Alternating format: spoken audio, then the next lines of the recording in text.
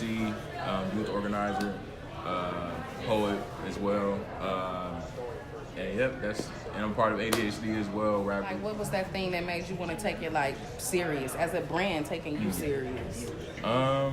As I want to say between 7 and 12, I was like, okay, I can. Like, I started to pay attention to all the signs that God was showing me, and like winning talent shows and things like that, and just I'm a real student of the game of hip hop. Like I'm a true MC, so I really study the craft. I read a lot. I'm an avid reader.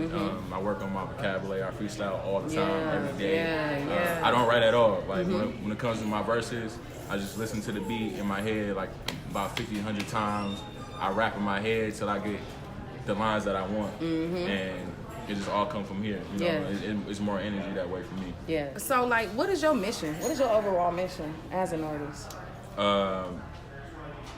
My mission, I would say, definitely is to inspire everyone across the board, but especially youth, you know, who don't have a voice.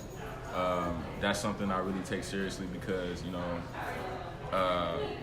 what I experienced growing up, I had to use arts as an avenue for something that's therapeutic to get through what I was going through. Yeah. And a lot of times I feel like a lot of young people, especially the ones that I work with, don't have an avenue to voice their discretion or to have someone to talk to. And that's how that not having someone to talk to can lead you to do a lot of things based off temporary emotion. Yes. You know, and that ends up being permanent. You end up making a permanent action off a temporary feeling. And from that, like, I just want to inspire young people and with my group as well, inspire everyone that you can be who you are, chase your dreams. And if you're going to do something, put your mind to it and be the best that you can be at it. Yep, absolutely. I mean, I can definitely feel what you're saying because, like, it's like music became like just the outlet for you. You know what I'm saying? And it keeps you out of trouble. You know what I'm saying? And it keeps your mind where you need it to be. And so for you to have those trials and those tribulations, those things that you have to go through at a young age and be able to, you know, just pursue your dream at the same time and get past all of those things, like, that says a lot to the kids that you deal with. You know what I'm saying? So you're not just telling them to do something, like, you can actually relate and tell them how you've been there. Tell them a little bit about, like, the things that you do. You're with Safe and Sound, right? Yeah. So tell them a little bit about the stuff that you do with them. Man. I do man, there's so many things. I know. I know. Don't know where to start, but one of the things I do poetry workshops with young people for the whole, like, district. It's part of programming that I do.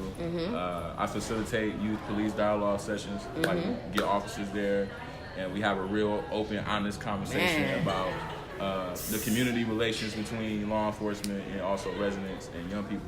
Yes. And that's something I take very seriously because I had lost a family member, my uncle, due to you know, a particular situation with law enforcement, basically. So I take that very seriously.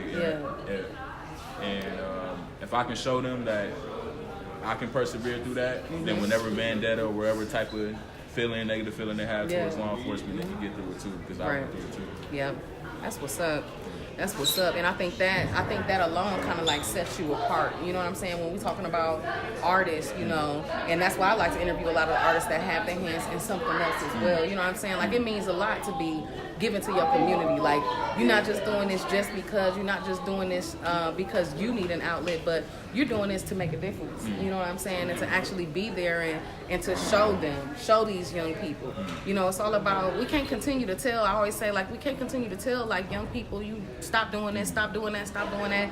You don't need to do this, you don't need to do that, if we can't show them that there's another outlet, you know, another way to do things. So I commend you on that. I thank you for what you do in our community. So the next question I have for you is, like, along your journey, since you've been along your journey, what's been the best part for you?